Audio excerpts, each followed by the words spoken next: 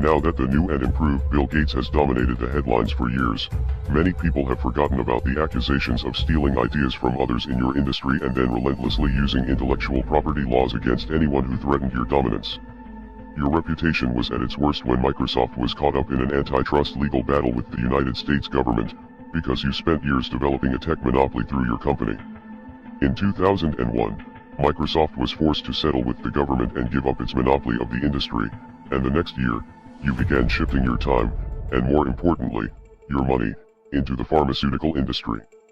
This time around, you have come to dominate an industry as an outsider, through stock investments and charitable organizations that are not bound to the same regulations as a publicly traded company.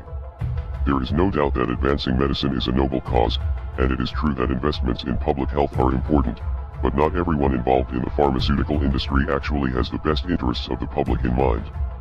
As with any industry, it all comes down to the almighty dollar. There are some people in the industry who have good intentions, but judging by your track record at Microsoft, you are not someone who can be trusted. And let's not forget that just months ago, you were in the news because your relationship with the disgraced human trafficker Jeffrey Epstein was being exposed. Now, as frightened people around the world are demanding solutions and looking to people like you for answers, you have advocated for some extremely draconian measures, including a surveillance system to track down anyone who might be infected.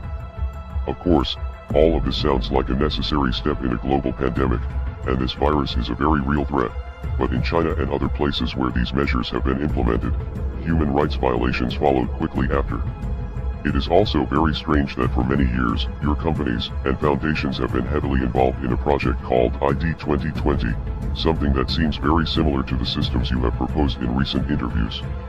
You may own the corporate media, but we still have the internet, and you will be exposed. We are anonymous. We are legion. We do not forgive. We do not forget.